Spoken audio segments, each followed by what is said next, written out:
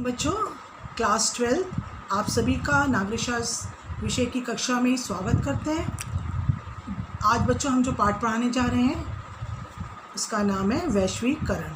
क्या नाम बच्चों? वैश्वीकरण। सबसे पहले हमें जानना है कि आखिर वैश्वीकरण है क्या।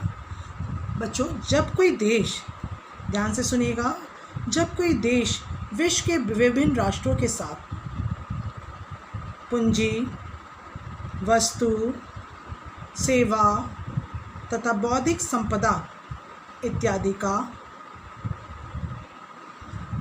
किसी प्रतिबंध के बिना परस्पर आदान प्रदान करता है तो उसे वैश्वीकरण अथवा भूमंडलीकरण के नाम से जाना जाता है।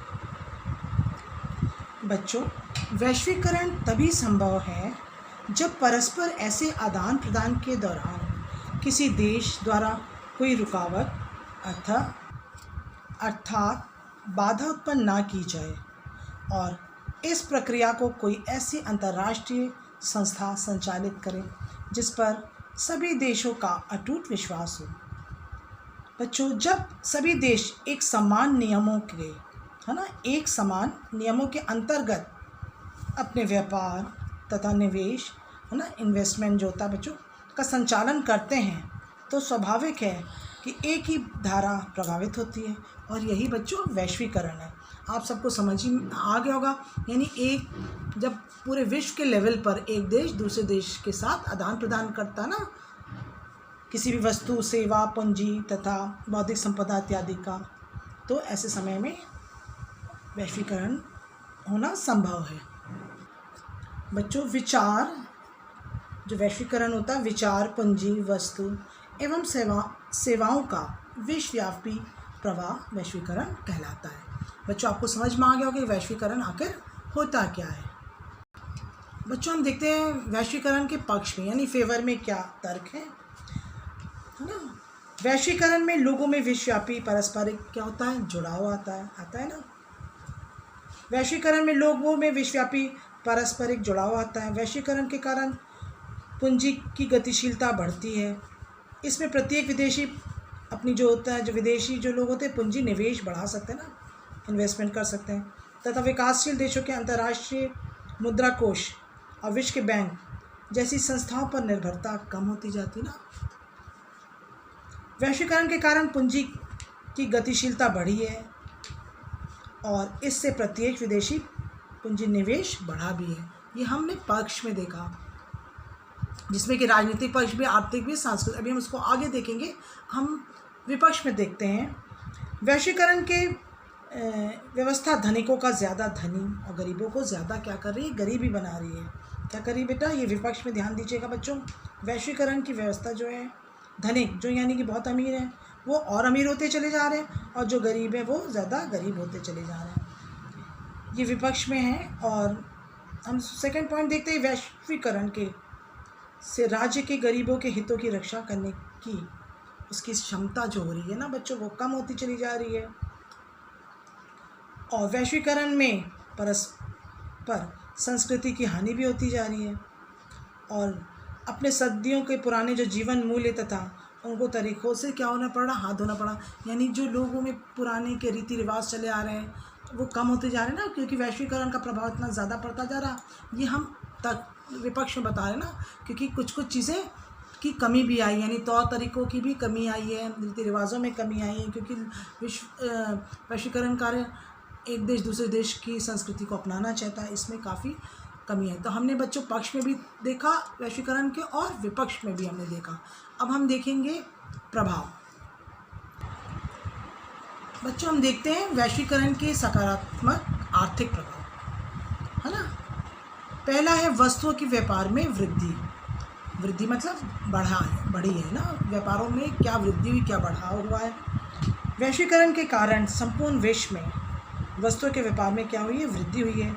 अलग अलग देशों ने अपने यहाँ होने वाले आयात पर लगने वाले प्रतिबंधों को कम किया ना। ये क्या हुआ? इस वजह से व्यापार में काफ़ी वृद्धि हुई है।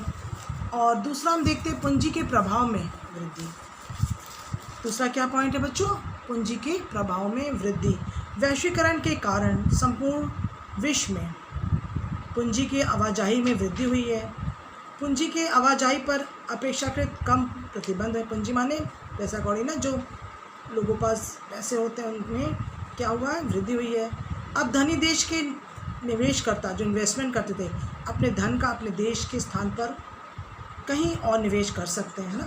जैसे मान लो भारत में रह रहे हैं, वो अपने पैसे को कहीं और निवेश करना चाह रहे हैं ना, इन्वेस्टमेंट करना चाह रहे हैं, तो कहाँ कर सकते हैं, दूसरे देशों में जाके, विशेषकर विकासशील देशों में जहाँ उन्हें अधिक लाभ प्राप्त हो। यानी कि अपने पैसे, जैसे भारत में उनका इन्वेस्टमेंट नहीं हो पा रहा, तो वो जाके अमेरिका, इंग्लैंड, कहीं भी जाके दूसरे देशों में अपने पैसे को इन्वेस्ट कर सकते हैं, यानी कि निवेश कर सकते हैं, यानी कि पूंजी के प्रभाव में वृद्धि हुई है। बच्चों, अब हम देखते हैं तीसरा, विचारों के समक्ष राष्ट्र की सीमाओं की बाधा नहीं। फटसाएंगे। वैश्वीकरण क्या, एक देश से दूसरे देश में लोगों में आवागमन में वृद्धि हुई है ना। बच्चों, हमने व्यक्ति के आवागमन में वृद्धि देखी, लेकिन हम तीसरे पॉइंट को पहले देख लें। विचारों के समक्ष राष्ट्र की सीमाओं की बाधा नहीं है ना। वैश्वीकरण के कारण जब विचारों के समक्ष, है ना, जब अपने विचार होते हैं, राष्ट्र की सीमाओं में बाधा नहीं रहती, यानी अपने विचार दूसरे देशों के विचारों के साथ हम बांट सकते हैं, उनका प्रवाह आबाद हो गया है। इंटरनेट है, कंप्यूटर से जुड़ी सेवाओं का विस्तार इसका एक उदाहरण है ना। इंटरनेट के ज़रिए हम एक देश से दूसरे देश में जुड़ सकते हैं ना, इसमें कोई भी बाधा नहीं है। ये हमारा तीसरा पॉइंट है।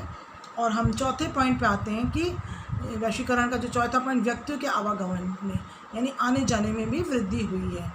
एक देश से हम दूसरे देश बहुत ही आसानी से, चाहे हवाई जहाज़ के द्वारा या किसी तरह से हम अपना कोई भी संपर्क करना चाह रहे हैं दूसरे देश से, तो हम यानी आने जाने में हमें बहुत वृद्धि हुई है। ये भी वैश्वीकरण का प्रभाव है ना।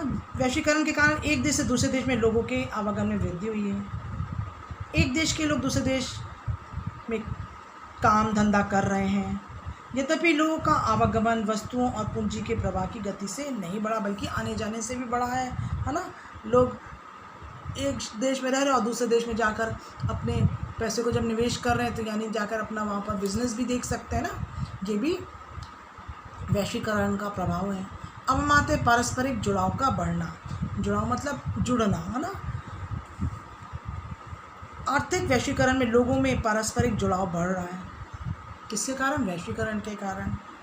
पारस्परिक निर्भरता की गति अब तीव्र हो गई है ना। जो आपस में जो अपनी पारस्परिक जो निर्भरता होती थी, यानी जो अपनी जो निर्भरता थी, वो कम होती चली जा रही है। हम लोग एक दूसरे पे डिपेंड होना शुरू हो गए ना। और वैश्वीकरण के फलस्वरूप विश्व के विभिन्न भागों में सहकार, व्यवसाय एवं लोगों के मध्य जुड़ाव बढ़ रहा है।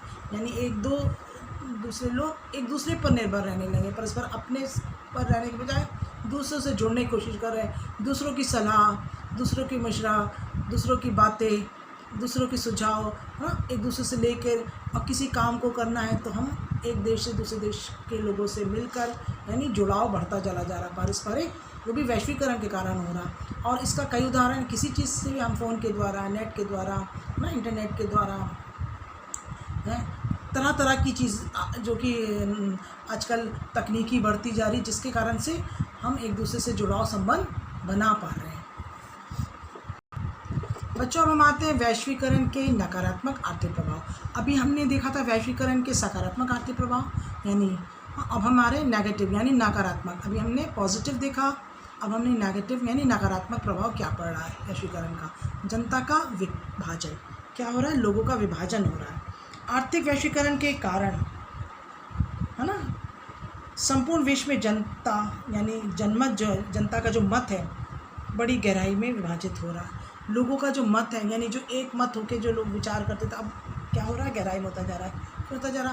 क्योंकि दूसरे देशों पर निर्भर होने, दूसरे देशों की जो सलाह मशवरा सब हो रहा है, दूसरों की सुझाव ले रहे हैं, तो इससे क्या हो रहा है कि जनता का विभाजन होता जा रहा है। यानी जो जनमत था, जो जनता एक मत होती थी, उसमें क्या होती जा रही? बहुत बड़ी खाई आती जा रही, बहुत बड़ी गहराई होती जा रही, और वो जनता होती जा रही विभाजित, हाँ, बढ़ती चली जा रही है।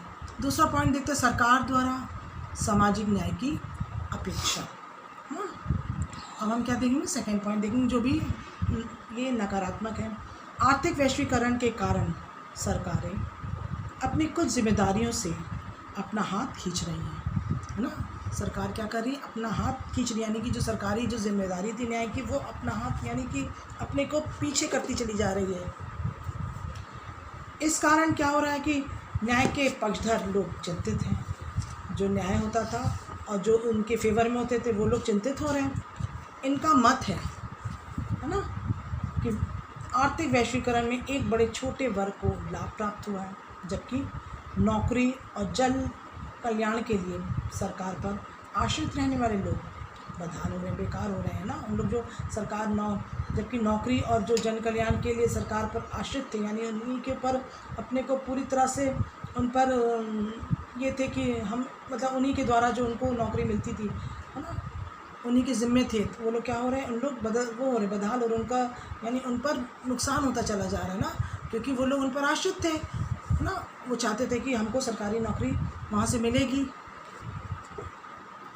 यानी जो लोग सरकार पर निर्भर थे वो बदहाल होते चले जा रहे हैं, यानी कि वो उनका हाल बुरा होता चला जा रहा है, क्योंकि उनको न्याय नहीं मिल पा रहा है ना। सरकारों द्वारा सामाजिक न्याय की अपेक्षा और जो उनसे वो चाहते थे कि उनको न्याय मिले, जबकि नौकरी और जन कल्याण के लिए सरकार पर आश्रित रहने वाले लोग जो निर्भर थे वो अब उन पर निर्भर नहीं होते चले जा रहे हैं। ये क्या हो रहा है, उनका नकारात्मक प्रभाव पड़ रहा है।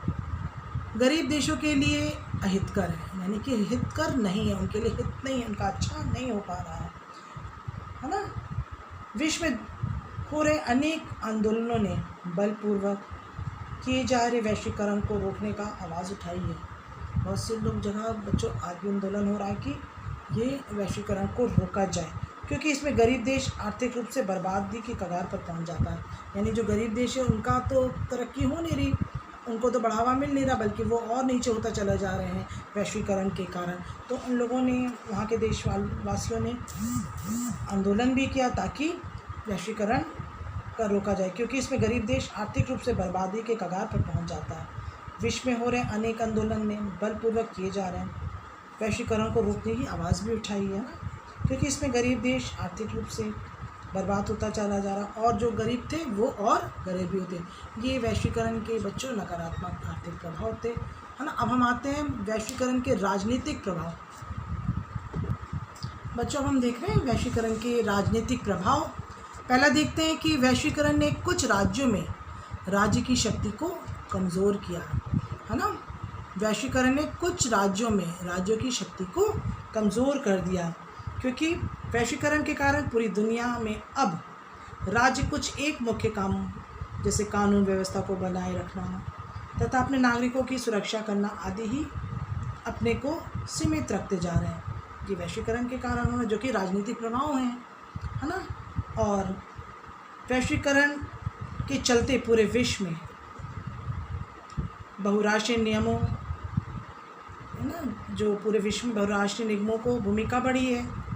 इसमें सरकारी यानी जो सरकारों के अपने दम पर जो फैसला करने की क्षमता थी वो क्या हो गई, अब कमी होती चली जा रही है।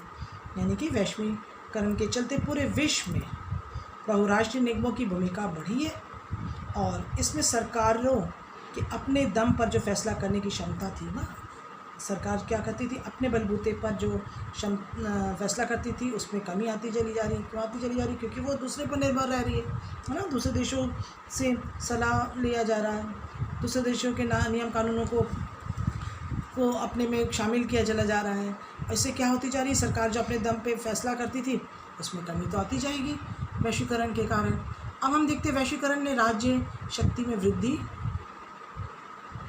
भी की है ना। वैश्वीकरण के फलस्वरूप अत्याधुनिक प्रौद्योगिकी बूते राज्य में नागरिकों के बारे में सूचनाएं जुटा सकता है। इस सूचना के दम पर राज्य ज़्यादा से ज़्यादा कारागार ढंग से काम कर सकते हैं, है ना। वैश्वीकरण ने राज्य की शक्ति में वृद्धि की है। वैश्वीकरण के फलस्वरूप प्रौद्योगिकी बूते जो होती ना, जो उनकी यानी कि मॉडर्नाइजेशन, है ना, और प्रौद्योगिकी यानी इंडस्ट्रियल एरिया में वो क्या रहा है कि हम जो देख रहे हैं ना बच्चों, ये तीसरा पॉइंट, वैश्वीकरण ने राज्य की शक्ति में वृद्धि की है ना।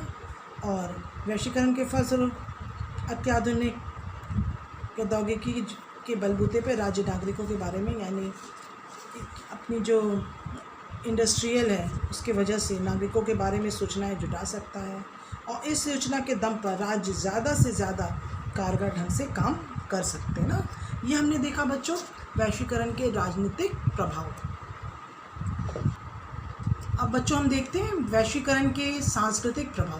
पहला हम देखते हैं वैश्वीकरण के सांस्कृतिक प्रभाव, नकारात्मक सांस्कृतिक प्रभाव। वैश्वीकरण के सांस्कृतिक प्रभाव को देखते हुए जो नकारात्मक है, इस भय को बल मिला, यानी एक तरह से डर पैदा होता जा रहा है कि ये प्रक्रिया विश्व की संस्कृतियों को खतरा पहुंचाएगी ना। सब देखो बच्चों, प्रत्येक देश में अपनी अपनी संस्कृति होती है ना, और यदि एक देश दूसरे संस्कृति को अपनाने लगे तो क्या होगा, अपनी संस्कृति पर खतरा तो आएगा ही, है ना, क्योंकि हम ना अपनी संस्कृति अपना पाएंगे ना दूसरे देश। क्योंकि वैश्वीकरण सांस्कृतिक समृद्धता लाता ना, एक ला रहा है, यानी कि हमारी भी संस्कृति एक जैसी, तुम्हारी भी। अब भारत इंग्लैंड की संस्कृति को अपना ले या इंग्लैंड किसी, तो ये होता क्या, खतरा तो पैदा हो रहा है, क्या एक जैसा रह नहीं जाएगा, जिसमें विश्व संस्कृति के नाम पर पश्चिमी संस्कृति लादी जा रही है। इस कारण विभिन्न संस्कृतियाँ अब अपने को प्रभुत्वशाली अमेरिका ढर्रे पे ढालने लगी है ना, जहाँ ज़्यादा प्रभुत्व है, यानी जहाँ बहुत देश ऊंचा उठ रहा उसकी संस्कृति को अपनाने लगे। इसमें पूरे विश्व में विभिन्न संस्कृति को समृद्धि धरोहर धीरे धीरे क्या होती जा रही बच्चों, खत्म होती जा रही। जो अपनी संस्कृति थी वो क्या हो रही है, प्रत्येक देश की खत्म होती जा रही। ये स्थिति समूची मानवता के लिए खतरनाक है ना, पूरे मानवता के लिए। क्यों? क्योंकि हर एक देश की बच्चों अपनी अपनी संस्कृति होती है ना, अपना अपना रीति रिवाज होता है, अपना अपना तरह से रहने का कल्चर होता है, और एक देश दूसरे देश की संस्कृति को अपनाने लगेगा और मिली जुली हो जाएगी। इससे क्या हो रहा है, खतरा तो है ही। जो मानवता है, यानी कि जो मनुष्य के अंदर जो अपनी संस्कृति को अपनाने की, वो खत्म होती चली जा रही। अब हम देखते हैं बच्चों सकारात्मक, ये तो नकारात्मक संस्कृति का प्रभाव था। अब हम देख रहे हैं सकारात्मक। बच्चों हम क्या देख रहे हैं, वैश्वीकरण के सांस्कृतिक सकारात्मक प्रभाव। जैसे कि बच्चों आप जानते हो कि वैश्वीकरण बाहरी संस्कृति के प्रभाव से हमारी पसंद नापसंद का दायरा क्या होता जा रहा है बच्चों, बढ़ता जा रहा है ना। जैसे बर्गर के साथ साथ मसाला डोसा भी अब हमारे खाने में शामिल होने लगा। तरह तरह के कई देशों का हम लोगों ने अपने जीवन शैली में हम लोग क्या करने लगे, प्रयोग करने लगे ना, कि हम कई देशों के जो भोजन व्यंजन वगैरह उनको भी हम अपने देशों में अपने संस्कृति में शामिल करने लगे ना। इसके परिणाम स्वरूप कभी कभी संस्कृति का परिष्कार भी होता है। जैसे कि कभी कभी आप लोग देखा होगा ड्रेसेस में भी देखो, जीन्स के साथ खादी कुर्ता भी हम लोग, यानी मिला जुला हम लोग पर असर पड़ रहा है। किसी देश का हम लोग जीन्स वहाँ पर पहनी जा रही है, यहाँ वहाँ कुर्ता पहना जा रहा है, तो हम लोग मिला जुला के भी पहन रहे हैं। वैश्वीकरण से हर संस्कृति कहीं ज़्यादा अलग और विशिष्ट होती जा रही। क्यों होती जा रही? क्योंकि हम लोग प्रत्येक देशों की संस्कृति को अपना रहे हैं। तो ये बच्चों हो गया एक तरह से सांस्कृतिक सकारात्मक प्रभाव, यानी कि पॉजिटिव, और ये जो था ये नेगेटिव था, बुरा प्रभाव पड़ा। लेकिन हमको देखना है कि हमको कौन सा, हमारे जीवन पे कौन सा प्रभाव पड़ रहा है। बच्चों अब हम आते हैं वैश्वीकरण के गुण। अब हमको देखना है कि इसमें वैश्वीकरण में क्या क्या क्वालिटीज़, क्या क्या गुण हैं, है ना, जो कि निम्नलिखित हैं। वैश्वीकरण की अवधारणा आर्थिक क्षेत्र में प्रतिस्पर्धा को बढ़ाकर वस्तुओं के मूल्य कम करने में मददगार हुई ना। जो आपस की जो कॉम्पिटिशन्स की भावना थी ना, उसको बढ़ाकर वस्तु के मूल्य को कम कराने में मददगार सिद्ध हुई है। इसमें ज़्यादा से ज़्यादा उपभोक्ता जो होते हैं ना, जो माल को यूज़ कर रहे हैं, जो ना जैसे हम लोग हैं उपभोक्ताओं को अधिकांश लाभ पहुंचाना हम लोग को, क्योंकि वैश्वीकरण के कारण काफ़ी चीज़ें हम लोग को मिलती है ना। अगर बाहर की चीज़ें हमारे जीवन में ना हमको ना मिले तो हम लोग को क्या लाभ मिलेगा। बहुत सारी चीज़ें जो हम लोग को जो उपभोग कर रहे हैं ना, वस्तु का हम लोग जो संभाल रहे हैं, यानी देख रहे हैं, जो हम लोग को मिल रही हैं, बहुत सारी फॉरेन से ऐसी ऐसी चीज़ें जो आ रही हैं बच्चों, जो हमारे जीवन के लिए लाभदायक है ना। बाहर के ऐसे सामान, एक दूसरे यहाँ के सामान दूसरे देशों में जा रहे हैं, दूसरे देश के सामान, तो हम लोग कहते हैं ना ये इम्पोर्ट सामान है, ये फॉरेन के सामान है, और बहुत सारी अच्छी चीज़ें हम लोग को मिल रही हैं। ये एक तरह से गुण है। वैश्वीकरण का एक गुण ये भी है कि इसकी वजह से एक ही वस्तु के विभिन्न उत्पादक मैदान में कूद पड़ते हैं ना, यानी जो पैदावार कर रहे हैं उस चीज़ को बढ़ावा दे रहे हैं, जिससे उपभोक्ताओं को उपलब्ध कराने में सर्वश्रेष्ठ और स्वतंत्रता मिल रही ना, कि जो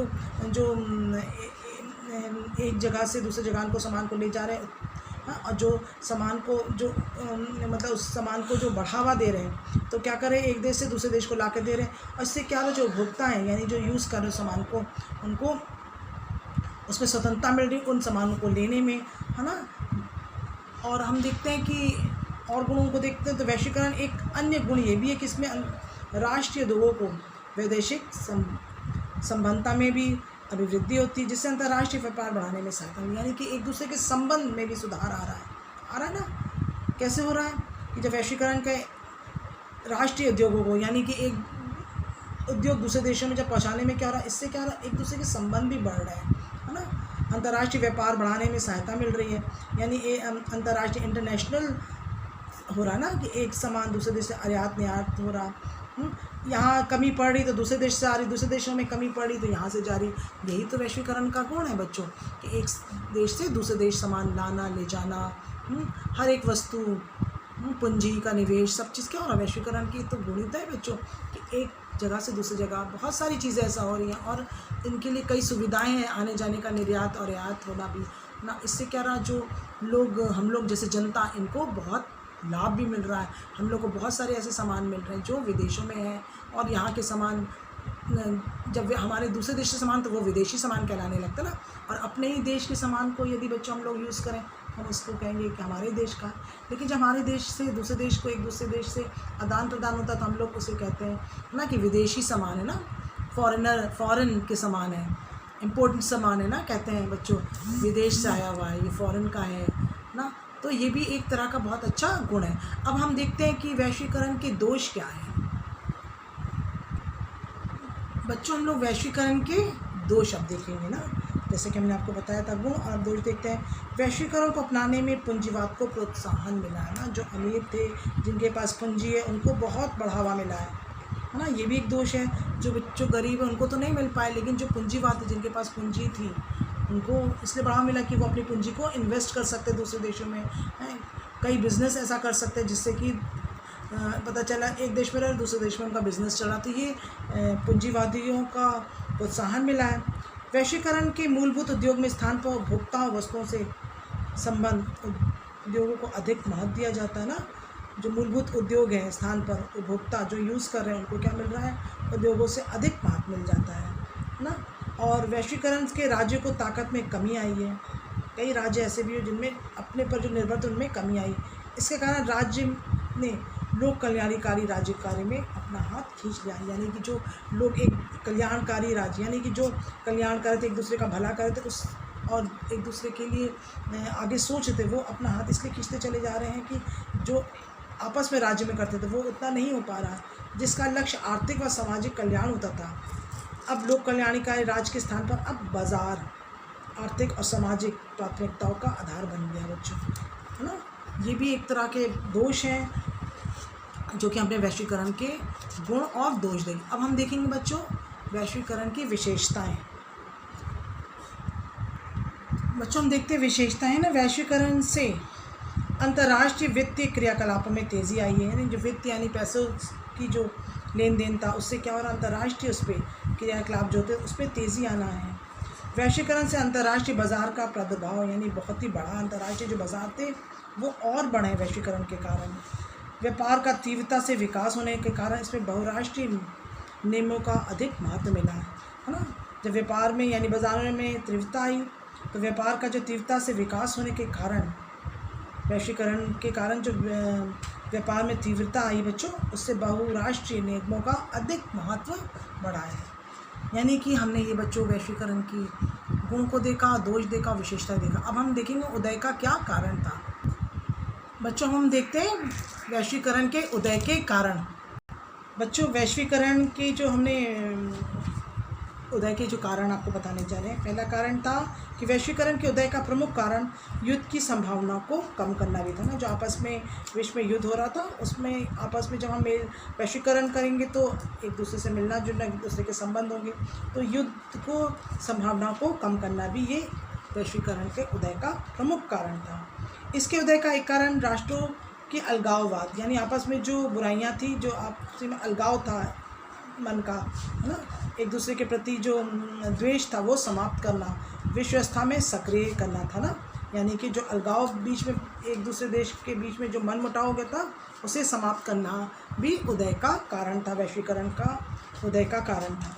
तीसरा है पर्यावरण संतुलन को लगातार बनाए रखना भी वैश्वीकरण के उदय का कारण था। बच्चों मैंने आपको ये 3 कारण बताए, मैं आपको फिर से बता देती हूँ।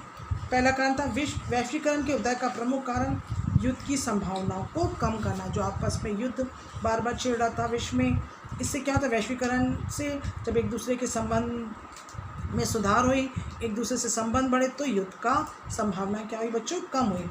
और दूसरा हमने देखा कि राष्ट्रों के अलगाववाद यानी आपस में जो अलगाव थे, बुराइयां थी, मनमुटाव था, वो भी समाप्त हुआ। पर्यावरण संतुलन को लगातार बनाए रखने के लिए भी वैश्वीकरण का उदय होना आवश्यक था। अब हम बच्चों, जबकि आपने देखा मैंने वैश्वीकरण के बारे में पढ़ाया बच्चों, अभी हम आपको दिखाते, जब मैंने आपको वैश्वीकरण क्या है ना, वैश्वीकरण के पक्ष में विपक्ष में आपको हमने तर्क बताए, है ना बच्चों। हमने आपको वैश्वीकरण के पक्ष में तर्क बताए, विपक्ष में। फिर हमने आपको प्रभाव बताया, वैश्वीकरण के सकारात्मक आर्थिक प्रभाव। फिर हमने आपको वैश्वीकरण के नकारात्मक आर्थिक प्रभाव को बताया, जो कि बहुत अच्छे से आपने सुना भी। और उसके बाद हमने आपको बताया वैश्वीकरण के राजनीतिक प्रभाव। फिर वैश्वीकरण के सांस्कृतिक प्रभाव को हमने बताया। और फिर हमने आपको वैश्वीकरण के गुण बताए, वैश्वीकरण के दोष, विशेषताएं बताई और उदय के कारण। अब आपको हम इसी से संबंधित यानी वैश्वीकरण जो पार्ट है उससे संबंधित कुछ अभ्यास प्रश्न दे रहे हैं। इनको आप सुनिएगा, सबसे पहले आप इस वीडियो को सुनिएगा, समझिएगा, जो कि मैंने आपको बहुत अच्छे से समझाया है। समझने के बाद सारे प्रश्नों को हल करिएगा और कॉपी में अच्छी राइटिंग में लिखिएगा। पहला प्रश्न जो हम आपको दे रहे हैं, वैश्वीकरण के बारे में आप क्या जानते हैं, लिखिए। पहला प्रश्न है बच्चों, वैश्वीकरण के बारे में आप क्या जानते हैं, लिखिए। दूसरा है वैश्वीकरण के आर्थिक सकारात्मक प्रभाव और नकारात्मक प्रभाव क्या है, लिखिए। वैश्वीकरण के आर्थिक सकारात्मक और नकारात्मक प्रभाव, दोनों प्रभावों को आपको लिखना है। तीसरा प्रश्न है वैश्वीकरण के गुण, दोष तथा उदय के क्या कारण थे, उनको लिखिए। वैश्वीकरण के गुण, दोष तथा उदय के कारण लिखिए। बच्चों, अब हम यहीं पर अपनी नागरिक शास्त्र की कक्षा को समाप्त करते हैं और इसका जो वैश्वीकरण का कुछ टॉपिक और रह गया वो मैं आपको अगली कक्षा में बताऊंगी। यहीं पर बच्चों अपनी कक्षा को समाप्त करते हैं। धन्यवाद।